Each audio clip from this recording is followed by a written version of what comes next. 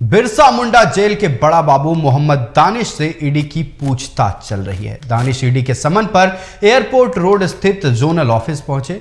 उनके ऊपर जमीन घोटाला मामले में जेल में बंद प्रेम प्रकाश और ईडी के अधिकारियों के खिलाफ साजिश रचने का आरोप है, जिसका संबंधित सबूत 3 नवंबर की छापेमारी में ईडी के हाथ लगा है। भीगी भीगी सड़कों पे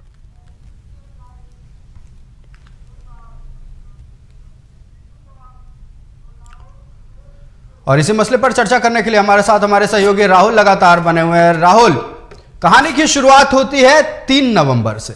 3 नवंबर को ईडी के अधिकारी होटवार जेल में छापा मारने पहुंचते हैं और शायद उन्हें उम्मीद भी नहीं थी कि जो अधिकारी छापा मारने जा रहे हैं उन्हें ऐसा कुछ हाथ लगेगा जिनसे यह पता चल जाएगा या यूं कहें इसका अंदेशा हो जाएगा कि उन्हीं के खिलाफ साजिश रची जा रही थी। साजिश तो साजिश, जांच से उनके हटाने तक की बात चल रही थी और नक्सली हमला की भी साजिश रची जा रही थी। सब कुछ हाथ लगा, सबूत हाथ लगे और ईडी के अधिकारी एक्शन में आए। समन भेजा गया किसे? होटवार जेल के बड़ा बाबू को, होटवार जेल के जेलर को और जेल अधीक्षक को। आज 7 नवंबर है। 7 नवंबर को क्लर्क यानी बड़ा बाबू से पूछताछ चल रही है। फिलहाल क्या कुछ अपडेट निकलकर सामने आया है, दर्शकों को बताएं। देखिए, 2 चीजें चल रही हैं आयुष। एक तरफ ईडी जेल के प्रशासनिक अधिकारियों से पूछताछ कर रही है। आज जेल के बड़ा बाबू से पूछताछ हो रही है। उसके बाद कल जो है जेल अधीक्षक, उसके बाद जेलर से पूछताछ होनी बाकी है। हालांकि आज की पूछताछ जेल के लिए इस पूरे मसले के लिए जरूरी है क्योंकि और अहम है, क्योंकि जिस तरीके से जेल में छापेमारी हुई थी और छापेमारी में जो भी चीजें संदिग्ध लगी थी, संदिग्ध चीजों को ईडी ने जब्त किया था और उसकी जांच शुरू कर दी थी। जांच होने के बाद उसके बाद आप देखेंगे कि बड़ा बाबू, जेलर और जेल अधीक्षक को ईडी ने समन जारी किया और तुरंत पूछताछ के लिए बुला। कल ही समन जारी हुआ था और आज मोहम्मद दानिश जो बड़ा बाबू हैं, क्लर्क हैं, उन्हें पूछताछ होगी। उसके बाद जेल अधीक्षक और जेलर से पूछताछ होनी बाकी है। उसके अलावा इस पूरे घटनाक्रम को अमित अग्रवाल और प्रेम प्रकाश की जिस तरीके से तूती जेल में चल रही थी, अब उस पर झारखंड हाई कोर्ट में एक जनहित याचिका दायर की गई थी शिवशंकर शर्मा की ओर से जमीन घोटाले मामले को लेकर, और आज चीफ जस्टिस की खंडपीठ ने उस पर सुनवाई करते हुए पूरी सक्रियता जेल में जिस तरीके से अमित अग्रवाल और प्रेम प्रकाश की है, उस पर सील बंद लिफाफे में ईडी से रिपोर्ट मांगी है।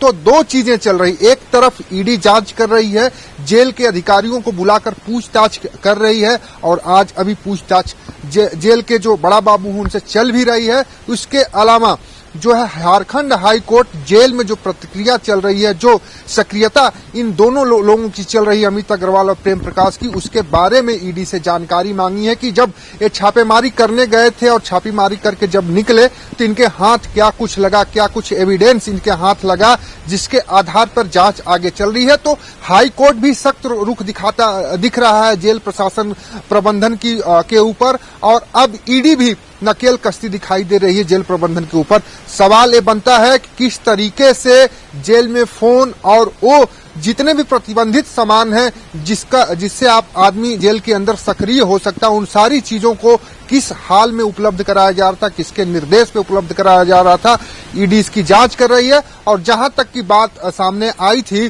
कि नक्सली हमला से लेकर उग्रवादी और कई गैंग से संपर्क करने का काम प्रेम प्रकाश और अमित अग्रवाल कर रहे थे और ईडी अधिकारियों को नुकसान पहुंचाने के साथ साथ उन्हें डराने धमकाने का भी एक कह सकते हैं कि तैयारी पूरी थी। लेकिन गृह मंत्रालय ने समय रहते हुए इन सारी चीजों की जानकारी इकट्ठा की और ईडी को जैसे ही सारी चीजों की जानकारी दी, ईडी ने तुरंत छापेमारी की और इसका खुलासा हुआ। हालांकि पूछताछ अभी भी जारी है। पूछताछ के बाद जब ये पूछताछ तीनों अधिकारियों से खत्म हो जाएगी, उसके बाद साफ हो पाएगा कि आखिर में ईडी किस तह तक अभी पहुंची है। जी देखिए, ये तो रही पूछताछ की बात, छापेमारी की बात हमने कर ली, हाईकोर्ट के मसले की बात हमने कर ली और अभी जो फिलहाल पूछताछ चल रही है उसकी बात कर ली। एक और अफवाह है या यूं कहे एक और बात है जो इस समय चर्चा का विषय बना हुआ है। चर्चा का विषय क्या है? प्रेम प्रकाश और अमित अग्रवाल को किसी दूसरे स्टेट के जेल में शिफ्ट किया जा सकता है। इस बात को लेकर कितनी अफवाहें उड़ रही हैं या फिर चर्चाओं का बाजार कितना गर्म है, देखिए, ये अफवाह नहीं है, पूरी तैयारी ईडी की ओर से हो चुकी है। आयुष गृह मंत्रालय को पत्र भी भेजा जा चुका है और गृह मंत्रालय से राय मशुरा लिया जा रहा है। इस पे विधिक जानकारी ली जा रही है कि किस तरीके से इन्हें दूसरे जेल में, राज्य के जेल में भेजा गया, क्योंकि जिस तरीके से इन लोगों ने साजिश रच रहे थे और उस षड्यंत्र का खुलासा करने का काम ईडी ने किया है, तो ईडी किसी तरह का रिस्क नहीं लेना चाहती है। अगर जेल में रहकर एक केंद्रीय जांच एजेंसियों के अधिकारियों के खिलाफ षड्यंत्र रचा जा सकता है, तो इस केस से जुड़े वो सारे सबूत, वो सारे साक्ष्यों को भी प्रभावित करने में कहीं से चूक नहीं छोड़ सकते प्रेम प्रकाश और अमित अग्रवाल। और अमित अग्रवाल, प्रेम प्रकाश का रसूख इतना बड़ा है, न आपसे छुपा है, न हमसे छुपा है, न झारखंड के पूरी जनता से छुपा है। पूरा झारखंड जानता है कि प्रेम प्रकाश कौन है, अमित अग्रवाल कौन है। तो इसको देखते हुए अब जो है ईडी किसी तरह का रिस्क लेते दिखाई नहीं दे रही है। सारी तैयारियां लगभग पूरी कर ली गई हैं और बहुत जल्द ही, जैसे गृह मंत्रालय से इस पर हरी झंडी मिलेगी, उसके बाद एक एजेंसी दूसरे राज्य में इन्हें शिफ्ट करेगी। हालांकि मामले की सुनवाई भी चल रही है, तो उसी हिसाब से केंद्रीय जांच एजेंसी इनको दूसरे राज्य में शिफ्ट करेगी कि इनको अगर किसी भी स्थिति में झारखंड आना पड़ा, रांची के पीएमएलए कोर्ट आना पड़ा, तो इन्हें लाने में थोड़ी आसानी होगी। हालांकि जो अफवाह की बात आप कर रहे हैं, तो अफवाह नहीं है, इसमें कहीं न कहीं सच्चाई है। हालांकि इसकी पुष्टि अभी ईडी ने नहीं किया है, लेकिन जितनी भी बातें अभी ईडी की ओर से निकल के आई है, ईडी के सूत्रों से निकल के आई है, अभी तक सत्य होती दिखाई दे रही है। और जो एक जेल शिफ्टिंग की बात सामने आई है, वो कहीं न कहीं उसमें सत्यता है, क्योंकि आप देखेंगे जिस तरीके से अमन साहू की बात कर लें या अन्य आपराधिक गैंग जो झारखंड में सक्रिय है, महीने 2 महीने पर हमेशा उन्हें एक दूसरे जेल में आने, एक जिले से दूसरे जिले के जेल में शिफ्ट किया जाता है, क्योंकि वो उस जेल में अपना परचम न लहरा पाए, अपनी जो सक्रियता है वो न दिखा पाए। लेकिन यहाँ पर बिरसा मुंडा कारा में बंद, ये जमीन घोटाले, लैंड स्कैम के मामले में जो बंद लोग हैं, खनन घोटाले के लोग जो बंद हैं, वो सक्रिय हैं। इसको देखते हुए ईडी अब अगला कदम उठाने की तैयारी में जुटी हुई है। हालांकि अब देखने वाली बात होगी कि इन तीनों लोगों से आने जेल के आज बड़ा बाबू से पूछताछ हो रही है और 2 लोगों से जो पूछताछ होनी है, जेल अधीक्षक और जेलर से, उस पूछताछ के भी बात साफ हो जाएगा कि इनकी सक्रियता के पीछे लोग कौन लोग थे। और उन लोगों का जब नाम सामने आएगा और जब ईडी उस पर नकेल कसेगी और उसके साथ ही जब इन दोनों लोगों को राज्य के बाहर भेजा जाएगा, तब समझ में आएगा कि किस तरीके से ईडी कार्रवाई करे। हालांकि हम एक जानकारी बता देते हैं कि इससे पहले जब मनी लॉन्ड्रिंग मामले में पूर्व मुख्यमंत्री मधु कोड़ा पर नकेल ईडी ने कसा था, तो उन्हें दूसरे राज्य में शिफ्ट किया गया था, जो कि ईडी को अंदेशा था कि सबूतों को लेकर छेड़छाड़ हो सकती है, सारी चीजें हो, तो मधु कोड़ा का दूसरे राज्य में उन्हें शिफ्ट कर दिया गया। तो ठीक उसी तरह अमित अग्रवाल और जो प्रेम प्रकाश, उन्हें भी शिफ्ट किया जा सकता है। झारखंड में पहली बार नहीं हुआ, इसके पहले भी मधु कोड़ा के साथ हो चुका है जी। और चर्चा चूंकि राजनीतिक गलियारों की उठी है, तो हम ये कहना चाहेंगे कि लैंड स्कैम में राजनीतिक गलियारों तक भी बातें पहुंची थी। लैंड स्कैम मामले में कई ऐसे नेता थे और उन तक भी बात पहुंची थी। हालांकि सीएम का नाम भी इस पर आया था। लैंड स्कैम मामले में सीएम को भी ईडी ने समन किया था।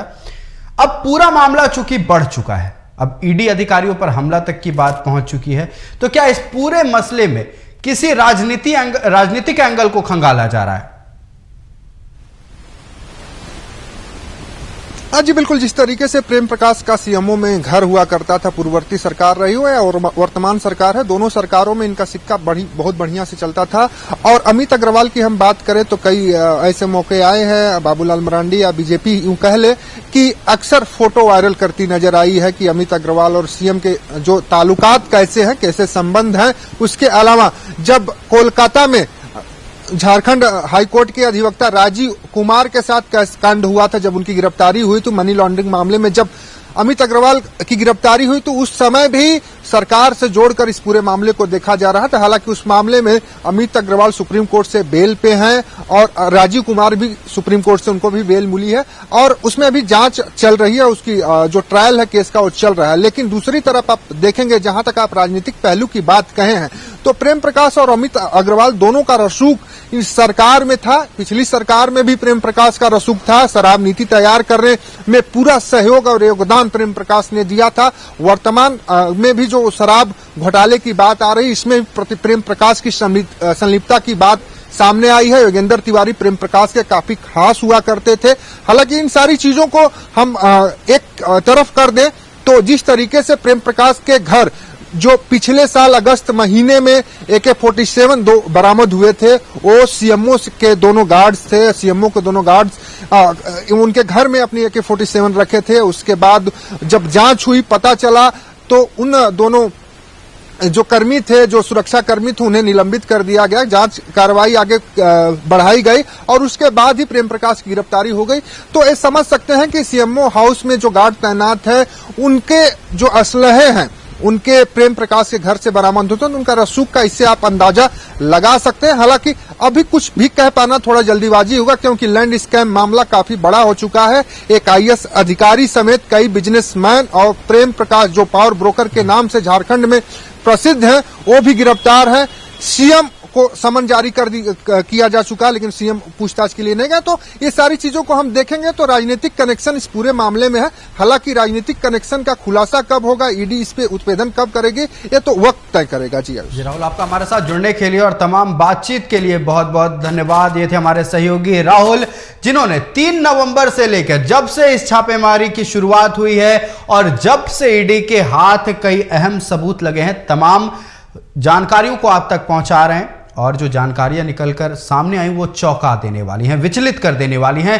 क्यों? क्योंकि जो ईडी के अधिकारी जांच कर रहे हैं, उन्हें ही रास्ते से हटाने की बात चल रही थी। सूत्रों के अनुसार यह खबर भी है कि नक्सली हमला करवाने की भी कोशिश की जा रही थी। हालांकि जेल अधिकारियों को ईडी ने समन किया है कि आखिरकार कैसे इन तक फोन पहुंच रहा था और जरूरी सामान इन तक पहुंच रहा था जो इनके जरूरत के थे, इनकी सक्रियता बढ़ाने के लिए। आज फिलहाल 7 नवंबर को जेल के क्लर्क उनसे दानिश से पूछताछ चल रही है। अब देखना यह होगा कि पूछताछ के बाद निकलकर क्या सामने आता है। फिलहाल आज के इस खास पेशकश में इतना ही। देश, दुनिया और राज्य की तमाम खबरों के लिए देखते रहिए TV45। नमस्कार।